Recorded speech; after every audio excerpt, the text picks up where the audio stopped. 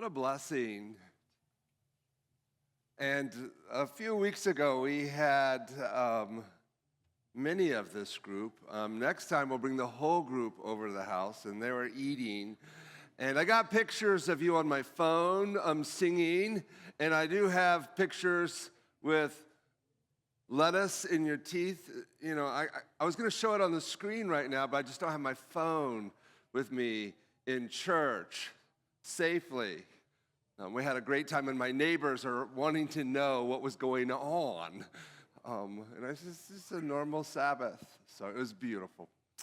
I want to tell you a story last night. I was driving back from Spokane. I've been there for several days. When I'm coming back, I'm thinking about us finishing this series on how you can relate. And I was just calling with one of our elders, and I said, I heard about us, like there was a fire not far in the south near Quincy, and so I need to change my route back last night.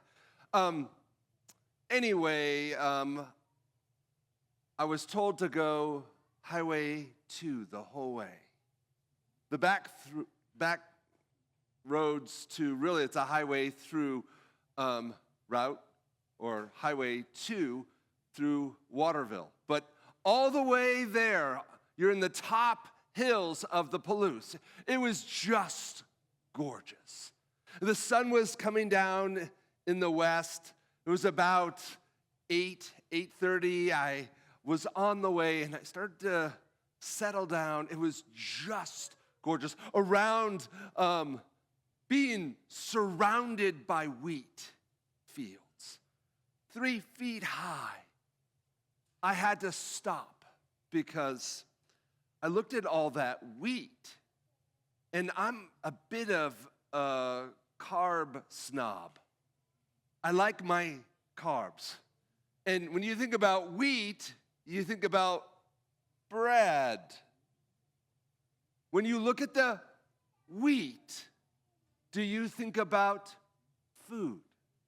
So I wanted to stop. So I stopped on the side of the road. I opened my doors. I grabbed, the door opened, and my little soccer ball rolled out. I was playing soccer in Spokane. And then I also had my snacks. It just cascaded onto the side of the road. It was a mess, but I said, I'll pick it up when I come back. But I went into the wheat field, and I started to pick up some of the wheat. And I'm standing with my open truck on the side of the road, soccer ball and snacks cascading on the side of the road.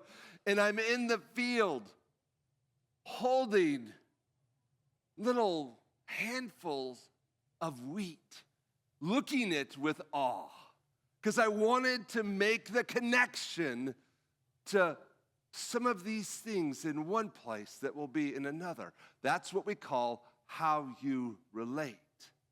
So I'm doing it, and then somebody came by and slowed down and rolled down the window. And it wasn't the electrical one. It was the one that you do this, right? And he looked at me, and he said, are you all right? I'm holding with my hand with the wheat, snacks on the ground, soccer ball in the edge of the road. Must have looked a little bit curious. And how do you answer that question? Are you okay? Like, when people are really not stable, do they know that? They'll say, yeah, I'm fine. How do you know I'm okay? You know what I mean? Anyway, well, I didn't have some sort of a meltdown or sort like a major crisis or anything like that that I know of. But I want to ask a question today. Why? Well, why should I care? Why should I care about people and places 5,000 years ago? Why should I care about people who lived in a different part, a different place, centuries ago. Does it really matter? And that's the center impulse of this concept of relevant. Are you relevant? Are you listening to things that are relevant to our world? Is your church being relevant to our world? And how do we get this world in our life? All I can tell about this word, and I have a definition for relevant, it is what I call the immediate me as a reference point for what matters. The immediate me, if it's relevant to me. How did we become the reference point for things that matter? This is a giant shift in the mind that we are created for. But what is the designed constitution of a character or of a human that's created in the image of God? Is it all about the immediate me? It's always others. So here's the question, why do I care? If there's a fire in the South or a school strike in California, why do I care if there's a high school that's being built up in eastern Zambia? Or maybe if there's a soldier who hasn't seen his family for 8 months? Do you care that there's someone today who is being evicted out of their house? The same time, in the same city, in the same neighborhood, someone is moving into their first house that they own. Why? Do you know people? And does it really matter what's happening around the world and what happens around in history? That's the central concept of being relevant. But our question several weeks ago was to say, can you relate to the oldest stories in the Bible? Can you relate to creation's story? When it was perfect, filled with wonder, can you relate to the moment where everything crashed down at the fall, with Adam and Eve were hidden themselves for the presence of their Creator God? Can you relate that a world would be so filled with evil and there's nothing good in people? Can you relate to that? Well, these are our first stories that shape not only humanity today, but where we're going.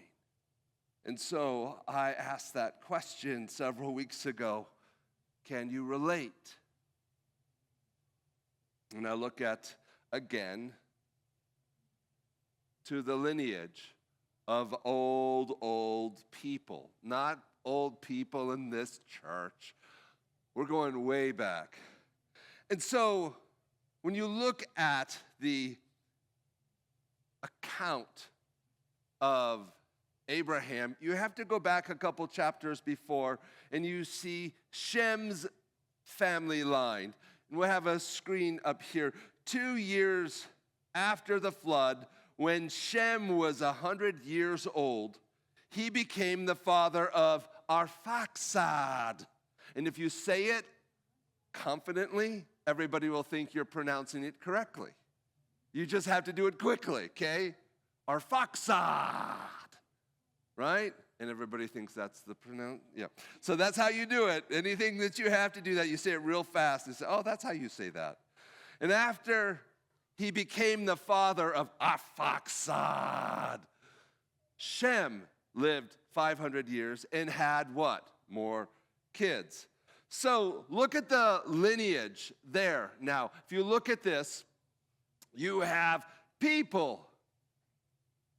who changed. Last week we talked about people lived 100, 200 or 300 years, 500 years, and then they had kids. 500 years and have kids after the flood. After the flood, you have people who are having kids earlier in life, and they're living only 100 years, 150 years. So after that, life changed for everyone. And so since then, we've had this 100 to 120 year mark for we live to that and then we're done. And so it does change. And when you think about people in the Bible, in the roles, we look at this Bible, and if you take your Bible from Genesis, and it goes all the way through the first 10 chapters, it's all about the big events, like the creation, the fall, the flood, the big tower. That has about 1,000, 1,500 years in like 10 chapters. And then the next thing you see in the Bible, in Genesis chapter 12, we introduce a family, Abraham. And everything from that chapter on, all the way to the end of the Old Testament, is all about this family. Everything is about that one family. Why? Because in this family, it's going to produce one person. Who is that one person? Messiah. That Messiah will be our Savior. So this whole book is not about history. It's definitely not about science. Not really about technology at all. What about poetry? Great stories, morality? No. This is a story. It's a picture of how God is going to save people. So we'll take a look at this together. There's a little overview because there's almost 13, 14 chapters of Abraham in this. So we'll do a quick overview, okay? Genesis chapter 12, verses 2 and 3. We'll look at this overview. Abraham would become a great nation and a great name. And God would bless those who would bless him. And he would curse those who would curse him. And Abraham will be a pivotal person for all of the people around. It's not only just that he had influence, he had wealth and power. Something about this family would just enlarged. Genesis chapter 13, verses 16 to 17, it says, I will make your offspring like the dust of the earth. So he goes to Abraham and he says, look at the dirt, look at the sand. And every grain of sand, it's gonna be like a person from the whole world. Well, that's kind of a metaphor, and it's kind of, maybe embellishing it. Now, he goes into the next chapter, 2 times. He says, Abraham, in chapter 15, verses 5 and 16, I think it is around there. It says, look up at the sky and count the stars. If indeed you can count them, that will be your children. So he starts with the dirt, then he goes into the sky, and he says, this is what I'm going to do with this family.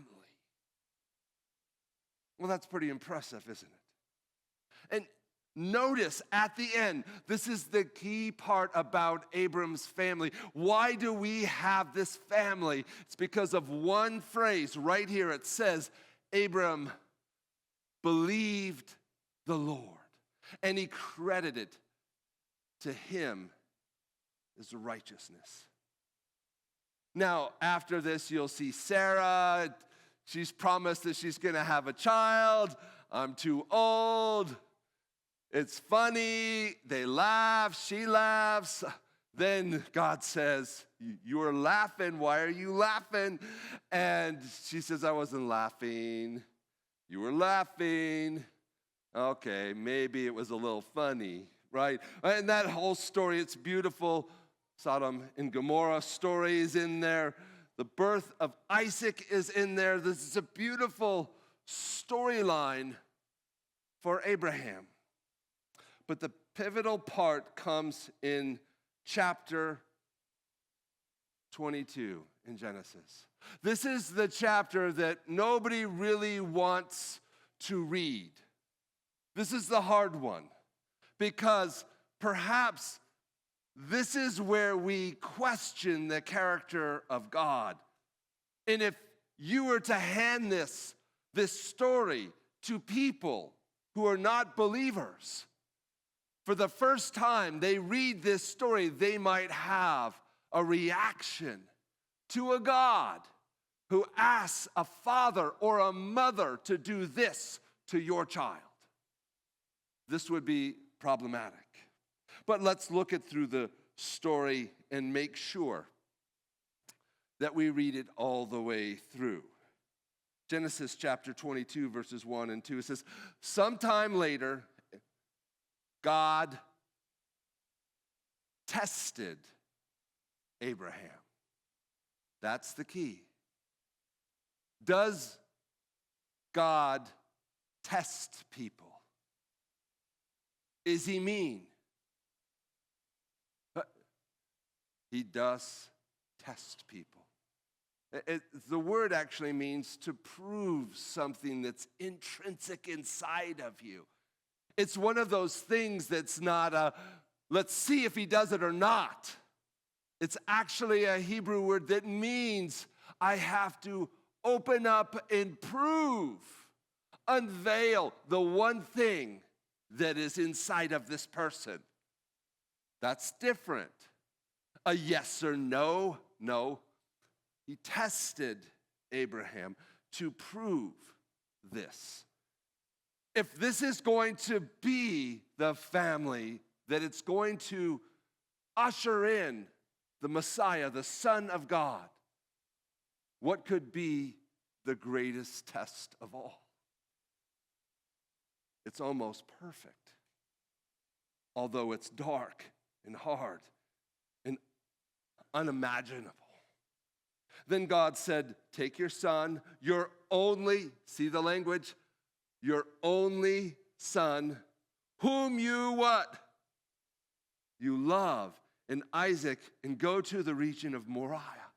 Sacrifice him. So there's no metaphor here.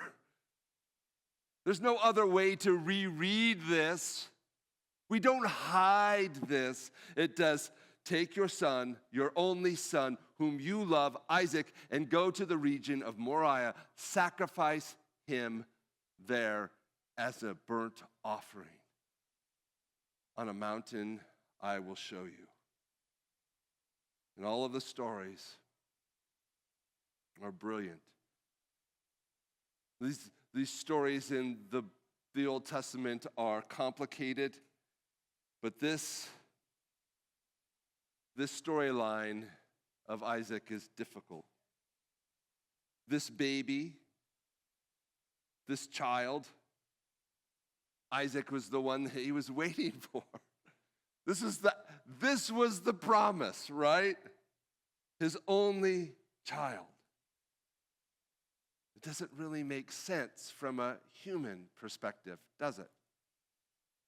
To contemplate the unthinkable, it's problematic. To imagine God using human sacrifice, the one thing that he would abhor and call it a sin is asking people. So this is why these stories in the Old Testament, you need to understand you're only getting part of the story no matter what.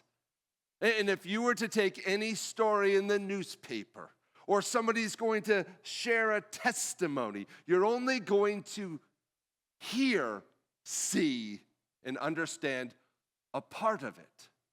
When you read it in the Bible, it's a part of it. So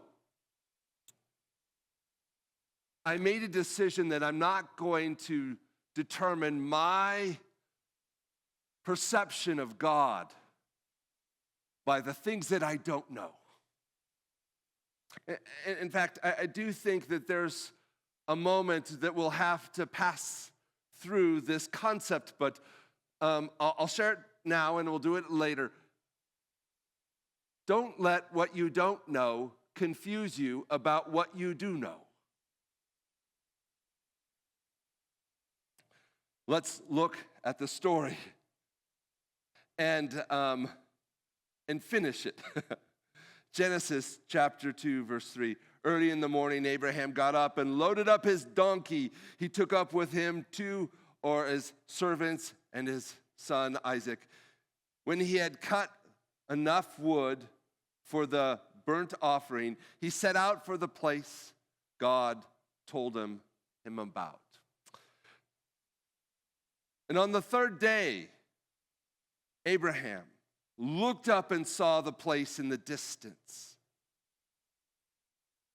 He saw to his servants, "Stay here with the donkey while I and the boy go over there. And we will worship, and then we will come back to you." So he doesn't want anybody else there. And Abraham took the wood for the burnt offering and placed it on his son Isaac. And he himself carried the fire and the knife. And the two of them went on together. Isaac spoke up and said to his father, Abraham, "Father." "Yes, my son," Abraham replied. "The fire and the wood are here, but where is the lamb for the burnt offering?"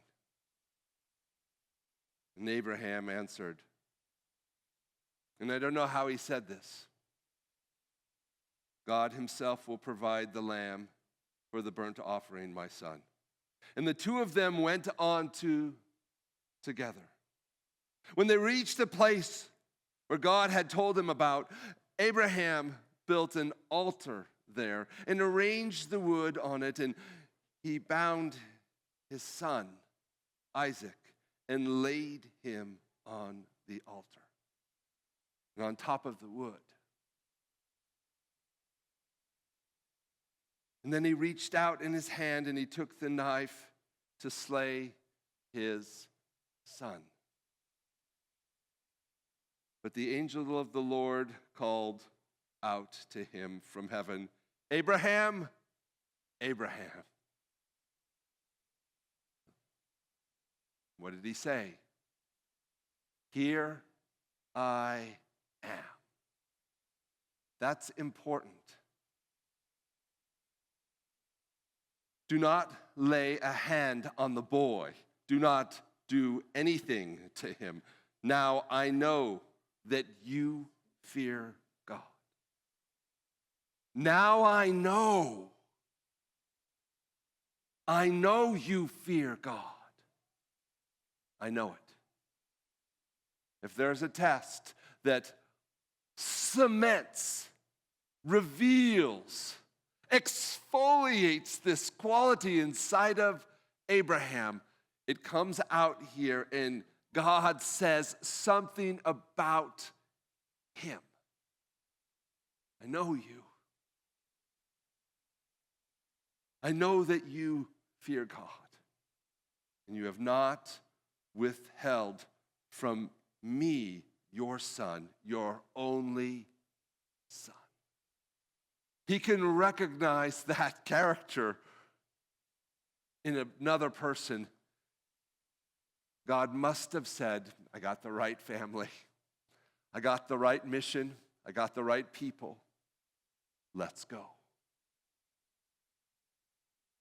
Abraham looked up, and in the thicket, he saw a ram caught by its horns. He went over and took the ram and sacrificed it as a burnt offering instead of his son.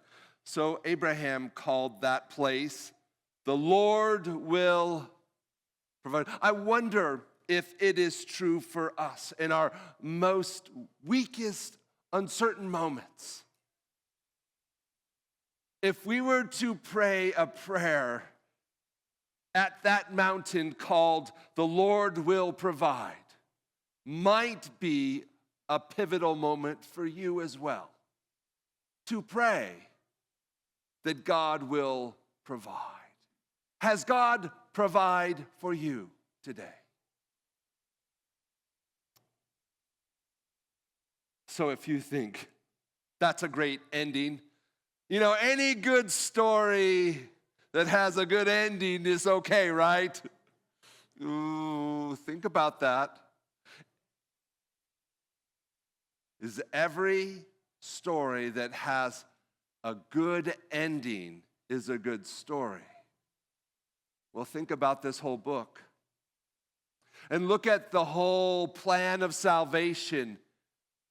And if you believe in Revelation chapter 22, and you read it, and you imagine that, is there anything that you would take from this earth instead of that? Will you go through anything to go through that moment in Genesis 22? So the evil one, death, everything's done in chapter 22, chapter 21.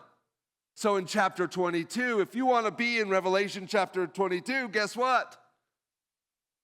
Are you willing to go through anything? If you know and you believe the ending of the story. I really wish I had a good answer for that. I'm not sure of good ending is a great story, but in this case, it is true for us. And when I look at this moment, I see in all the things that I don't understand and what I don't see, I'll tell you this, do know 3 truths in this story, okay? That why I can relate to this God in this story, in this person, I have 3 truths that comes out of this story between God and Abraham, and it's this. Number 1, we'll start with Abraham. Number 1, Abraham knows the plan. Abraham knows the plan because his great-great-grandfather tells the story of Genesis chapter 3, where it was perfect, and now the promise of this woman, her seed, will come. And this is his family.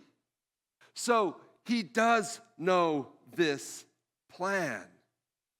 The sacrifice was there. Genesis chapter 3, verses 15, it does say, I will put enmity between you and the woman. There'll be a fight between this and that, and between your offspring and hers, and he will crush your head. We will win. But it's going to be a cost. And then what does he say in verse 21? He says, he made skins. So the sacrifice, the redemption part of this whole story starts in Genesis chapter 3. He knew the plan. But it's also a part, the whole Old Testament. Isaiah, remember this song? We'll sing it in Christmas all the time. In Isaiah, he was pierced from our transgressions. He was crushed for our iniquities. The punishment had brought us peace was on who? Him. In his wounds, we are healed. We all, like sheep, have gone astray, it says. We have turned our own way, but the Lord has laid on him, not Isaac, someone else, iniquity of all. It was the Lord's will to crush him and cause him to suffer, though the Lord makes his life as an offering for sin. So you see it in the garden. When Jesus shows up, he knows of the decision that he has to make. Do I do what I want, or do I become the offering? On the cross, he has to make this same decision. Who will provide for them? You can pay for yourself. You have two ways to pay, right? You can pay for yourself. The wages of sin is you just have to die. Or you can let someone pay for you. And you know, in Romans, with one person's sin infects everyone, one redemptive moment saves all. And that's what we see at the cross. So Abraham, in all the things that he didn't know, he did know the plan. In fact, he actually knows more than we probably think, but we have more information than he. So he does know the plan. And number two, he knows God. And later in Isaiah, it says about Abraham that he is a friend of God in Isaiah chapter 41, verse 8. And in Hebrews, they look back, they describe God calls, he obeys. And when someone calls your name in our life, right? And he says, I'm here for you. What does that? That's a friend. So somehow God has this connection from Abraham. He knows God. You know what? This does not change. The most important thing you'll ever do in your life is who you know. And I'm not talking about a ladder or your profession or wealth. Read what Jesus will say in his prayer. In John 17, verse 3, it says this. He says, now this is what? Eternal life. Oh, this is big, right? To what? That they know you. And the only true God and Jesus who have been sent. I don't think there's anything more important to do in life is to know God. So God understands the plan. Abraham knows the plan. He also knows God. But there's one more part of this. Abraham knows that God knows Abraham. He knows that God gets him. He knows a God that does understand. So Abraham understands that God knows him well. Look at what it says here. Every time he says, Abraham, Abraham. I'm there. And this is not some sort of pseudo dribble. This is so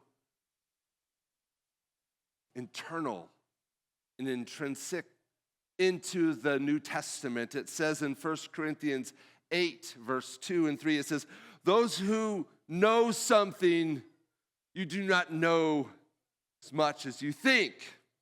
But whoever loves God is what? Known by God. It's one thing to know somebody and somebody knows the other, but to be a person who known by someone else, to be understood by another person. This is a dynamic of relationships that's so important. Galatians chapter 4, verse 9 says, formerly, when you did not know God, you were slaves to those who were by nature are not God's. But now, he says to those of us in Wenatchee, but now you know God, or known by God. You have a God in heaven who knows you. Is there anything else that you need than that? It goes back to the Psalm 39 where David says, I praise you because I was fearfully and wonderfully made. Your works are wonderful. I know this well. And he says this, search me, God, and know my heart. And test me and know my anxious thoughts. Abraham knows less about the plan of salvation. He might know less about God.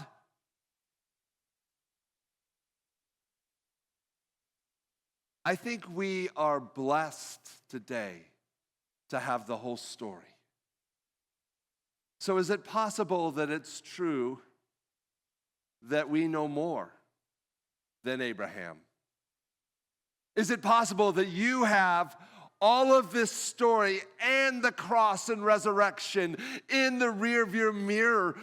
Is it possible that you have the possibility to connect and be known and known God even more?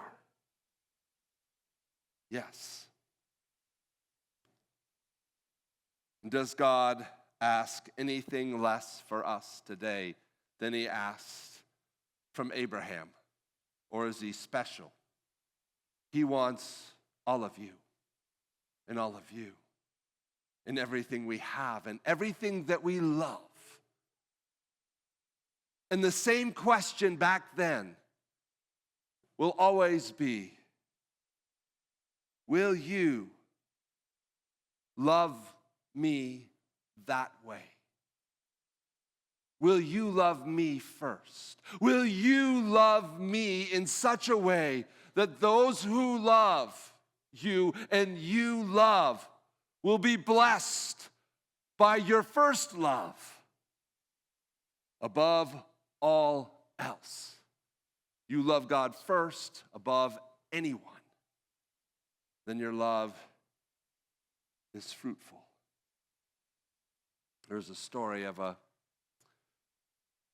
child who's in the grocery store, and you know those little hand baskets that you carry? She was holding with two hands, straddling this basket so filled with groceries, pounds and pounds, walking up until the counter. And she is trying to lift it up into the belt, right? So she's lifting up this belt. And one of the clerks says, hey, can we help you for that? Let us help you. And her response is beautiful. She says, my dad knows how much I can carry. She knows. My God knows how much I can carry. Do you trust that God? This story is a long time ago. But if you were to distill your drama, your pain, your uncertainty, all of your concerns, it's always going to be distilled down to a couple things. But one of this, do you trust him?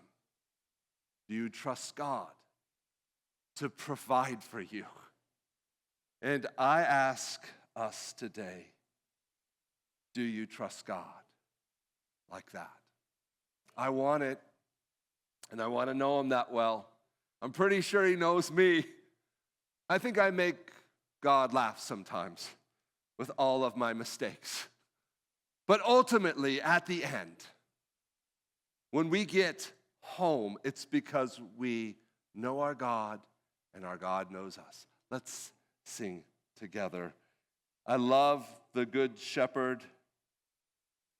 Jesus says this, I know my sheep and what?